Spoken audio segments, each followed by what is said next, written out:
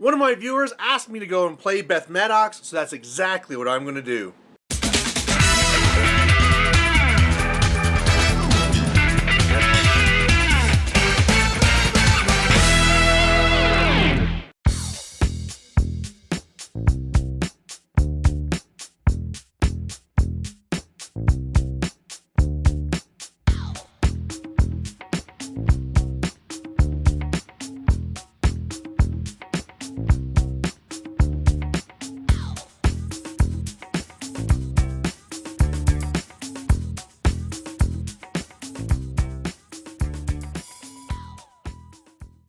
Hey there guys, this is me, Malorian, and this is going to be another War Machine battle report, and this one's going to be happening because of you guys, or actually specific, Rafael Match. Now he's one of the viewers, and he went on the Mr. Malorian Facebook page and said, hey, could you please do a battle report with Beth Maddox and a Stormclad? And I said, sure. Actually, when she first came out, I intended to play her all the time, simply because she has the same first name as my wife, and I was like, yeah, we're going to make Beth be awesome, and then she just didn't really work with me. I mean, she has her crazy feat that kind of adds +3 POW, and you can do a lot of damage, but it's a little bit hard to apply. I mean, the obvious way to run her to try and take advantage of that feat is something, say, like with the Storm Lances and taking double units of Storm Lances and stuff like that, right? Maybe double units or double Storm Clad, something like that to really help apply it. And when you start doing that, then you start wondering if it's better going Striker 3. And so in this list here, I wanted to try something a little bit different. This one here is going to be kind of a mixed arms list where I have actually quite a bit of shooting to kind of like kill things off, draw you in, and then as the heavies get to me, then boom, that's when I can start dedicating my stuff. I can pop my feet, and even though the whole list isn't dedicated to my feet, there'll be enough that I can destroy a heavy or two with ease.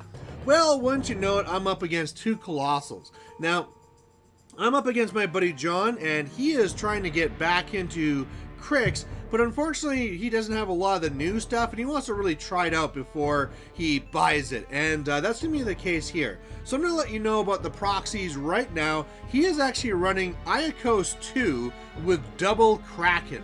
So no, I'm not up against a Negra and double Stormwall, just imagine that those are Krakens and Aiakos, and you can imagine that yes, you want to test out this build before you drop $300, so that's okay. Now, what's not okay is the fact that I kind of scaled back my list to deal with infantry and then kill like 1 or 2 jacks, and now I'm up against 2 Colossals that, even worse off, super out-threat me.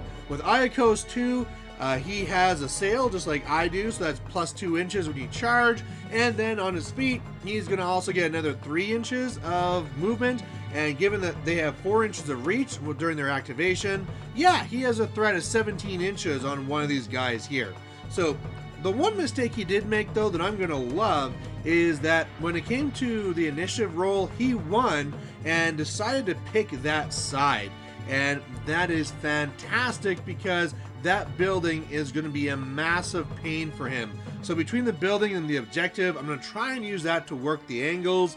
Luckily, I have Onslaught to work around some of this, you know, defensive terrain, the rough terrain, and I'm just going to kind of see what happens. If need be, I can maybe go for a range assassination, but we'll see what happens.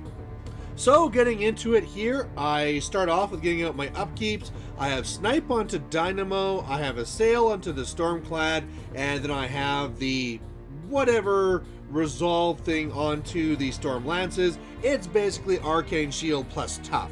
And so what's really trying to happen here is I'm trying to set myself outside of his range.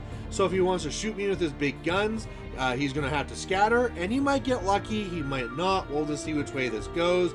And really what my plan is going into this, with this kind of thing going on, is that I want to try and move more so on the left side. If I really go and try and focus on these raiders, wipe them out, which I should with all the shooting I have over there, I can quickly get to his flag and kind of force him over. Meanwhile, what I'm going to try and do is, you also have some Necrotex behind there, and also the Wither Shadow Combine. If I can kind of charge in early with the Lances to try and get some Electroleaps off to kill those guys off, then hopefully I can get the Alpha with some of my Jacks. I don't know. It's going to be difficult, and I'm just going to try and see what happens, really.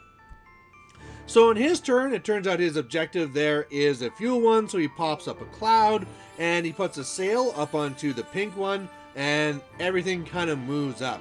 Now, the annoying thing about this forest on the left is that when I go in there, when I shoot them, I might have gunfighter, but it's still guns, and so that's all just really bad. So right now, of course, they have their little forest barrier up, so they're going to be a real pain to shoot, but hey, with Electroleap, as long as I hit something, I can get in there, and hopefully I can really, between the Rangers and the Blazers, really kind of mess them up.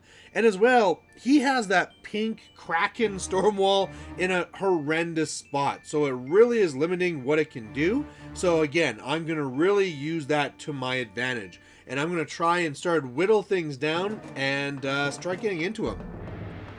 Now, unfortunately, I don't exactly have the best dice. So on the left side, my Rangers come up. I need like 8s to hit, so I figure I'll get about 2. I got 1, so whatever, that kind of sucks. Then the Blazers come in, they start shooting, and I got a couple, but again, man, just not really what I expected. Rolling some double 1s for damage. And again, I brought these guys down to 5 models, which seems good from 11, but I really thought I was going to have them down to 3 or something and really have them crippled. And they're not really crippled right now. They're at a spot where they can do a lot of damage to me. So that's kind of bad. Otherwise, I get into a spot with Dynamo where I start shooting into the pink one. I get some pretty good damage in there to start trying to soften it up. Meanwhile, I'm charging in there with my Storm Lances, and they're doing some damage with their assault shots, not very much, but more importantly with the Electroleaps, starting to kill off some of the Wither Shadow Combine and the Necrotech, which is really going to be the biggest thing. And, you know, as it is right now, I have it so that the Stormclad and Dynamo are not in range if he feats, but he would have to switch over his sail over to the other Kraken on the right, and then he can get to me. And again, if he decides to go for all that, I don't know, I might lose a Jack. We'll see what happens. I can counterattack with all my Storm Guard there, but yeah, I don't know. This is really a tough one, really, where I'm out-threaded, and if it wasn't for this building objective, I mean, he'd be all over me. So what happens here is that on his Raiders on the left, they come over and they slaughter a Blazer, a Storm Guard, and almost all my Rangers. I actually get really lucky that he misses one last attack and misses the last one. They lost AD, which really hurts the Raiders, but getting gang is amazing. Otherwise, what he does on the other side is he does drop a sail and gets it onto the other one. Aiakos is going to also pop feet so they can get a little bit faster, and then he's going to be sending in his one right Kraken into me. Now, of course, because of a sail, he charges for free, and this is all going to be really bad. First time he kills a model, he also gets a free shot, so you can see there's a little hole in the middle there where he's killed off some of my guys. That also sucks, but luckily he makes another mistake, and what he does is he prioritizes Dynamo. Now, I think the reason why he did that is because, again, on those last shooting shots that I did against him, I did some pretty good damage, and it kind of made Dynamo look very threatening. And really, when it comes down to it, when I need to smash some Colossals, it is definitely the Stormclad. So he does destroy Dynamo, does a little bit of damage to the Stormclad, but nothing significant, and my Tinker can just come up and fix it anyway. So I am definitely in a spot where I can destroy this one Stormwall here, well, the Kraken. And in fact, I'm actually wondering if I can go in there, destroy it with a Storm Guard, and then maybe I can actually get the Stormclad onto the other one. We'll kind of see. Otherwise, he does come after my Storm Lances with the other Kraken, does a little bit of damage, and of course, toughing helps. I made like 2 toughs, but in the end, he kills 2 out of the 5, and that's not too bad. He has a couple of corpse tokens, but that's kind of okay. So really what I need to have happen now is I really need to have these Raiders go away. I need to have at least one Kraken go away, and if I can really mess up the other Kraken, that'd be great, but if nothing else, I can try and keep the Storm Lances in the way. So that's what I do. I kind of go over with the one Ranger just to try and get more thing in range, and then I come in here with my Blazers, And man, again, they just drop the ball. You know, if I just can hit a couple, I can get Electro Leaps, and it's really easy to kill them. And I need, right now at this point, like 7's a kill type thing. And I just can't hit. I keep on missing, or when I get a one shot in, I double one of the damage rolls. It is ridiculous. You know, you really think Rangers and Blazers would be destroying these guys, but this is just not going my way. Otherwise, I do come up with Beth Maddox, and she is going to feat herself and do Onslaught, and I'm going to charge in there with the Storm Guard, and again, some pretty subpar rolls. You know, I need to kind of spike a little bit for them to take out the Kraken with the damage I already did, but it just was not enough. So instead of going over, I just had to go with the Storm Wall, or sorry, the Storm Clad to finish off that Kraken. So one Kraken's down, and then otherwise the Storm Lances on the other side do some pretty good damage as well. I mean, a couple of them are in range of my feet, so getting the extra POW really helps.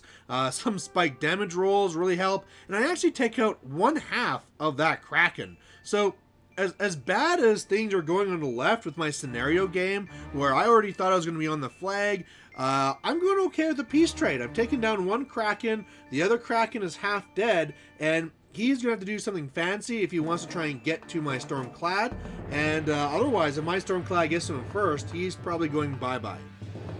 So on his turn then, the Raiders come at me, and they're able to kill off that last Ranger and one more Blazer. I was actually kind of lucky he didn't kill off 2 more Blazers.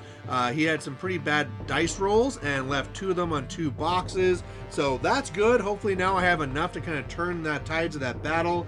Otherwise, what happened is that he pretty much just goes after me with the other Kraken, is able to kill off 2 of the Storm Lances, and then because he killed the model, he got a free shot, and between that shot and the Wither Shadow Combine, they kill off a couple of more guys of the Storm Guard, but really that's okay. As long as I can kind of now turn things on the left, I can pretty much now ensure that his Kraken is going down, and then I should be in the clear. So first off on the left, I finally get some good rolls going, and I kill off 3 of the Raiders, leaving just 1. So now I'm in a good spot where I know I'm going to win this. I have Beth Maddox, who just basically puts up Onslaught and then starts working his way towards her way towards the other flag there, because dominating would be awesome. Otherwise then, I can charge in with my Storm Guard into the objective, take it down, and also one of the Wither Shadow Combine guys. I go and I charge in with the Stormclad, and he's able to take out the Kraken, so that's awesome. Both Krakens are down, and then that allows me to kind of put the one Stormlance into Aiakos. Not really able to do too much to him, kill off another Necrotech he had over there, but hey, at least now he's tied up, I'm at 1 point, and now we kind of both realize I'm going to win this by scenario. So one of the cool things he does that I didn't realize that Aiakos2 had was like this White Squall spell or something, which kind of does a throw to a model. And so what he does is White Squall thing to kind of like throw my Jack away. So that's cool. It's a spell I didn't know Aiakos2 had, and really that has some real potential. You know, if you're going for a scenario game or whatever else, that's actually a pretty cool spell. Otherwise, what it looks like is like this, where he kills off the other Storm Lance, and on the other side he kills the one Blazer, but that's okay because now I'm in a good spot to get some points. And as well, one of the funny things is that my Stormclad had actually charged outside of my control area, and is throwing me back actually put me back inside my control area, so that helps a lot. So on my turn, I'm able to kill off the Lost Raider on the left. I'm able to kill off the last of the Wither Shadow Combine, so now it's only Aiakos2. Beth Maddox is able to run to one flag to dominate, and then the Stormclad is able to run to the other flag to just get in there and start scoring there as well. And so at this point here, it's now 4-0, and it's very obvious that I'm going to win. You know, he can't get over and kill my caster. I'm guaranteed to score, so he just might as well try something funny. And what he actually does is something that was really neat. So he does that White Squall thing again to kind of like throw back the Stormclad, again kind of like knocking him down. Then once he's like that, he charges over, takes one free strike, who cares, and then leaps over to my flag to be able to dominate on my side. And I mean, if this is a tournament, this is a great way to try and get some tie breaks, and just a really cool move to see. Otherwise, though, I am still over here with Beth Maddox, and I do still dominate. So that's going to make it a 5-2 victory in scenario. And yeah, this Beth Maddox, this list kind of worked out okay. It definitely was not something I would normally want to drop into this list. I really feel if it wasn't for the objective and the building in his way, it probably would have gone horribly against me. This is one I definitely would rather face with my 6 hunters. But yeah, Beth has some interesting moves. The whole support thing works well, and I think that if I decide to go this route and have this combined arms, it could do amazingly for me. And I think overall, it would be better to shave off 2 more points and make it so that the blazers turn into lances as well. I think I gotta free up 2 more points, but that could just be the tinker. And yeah, I might do that with some Christmas cash. So anyway, guys, thanks for watching. And if you have any comments on Beth or the game, please post it down below, and we'll catch you later. Bye. Hey there, if you liked watching this video, please go down and give it a like down below you here. And if you have any concerns or questions or comments, please put those in the comment section as well. You know, the best way for me to give you what you want to see is if you tell me what you like seeing and what you don't like seeing. So otherwise, thanks for watching, and we'll catch you later.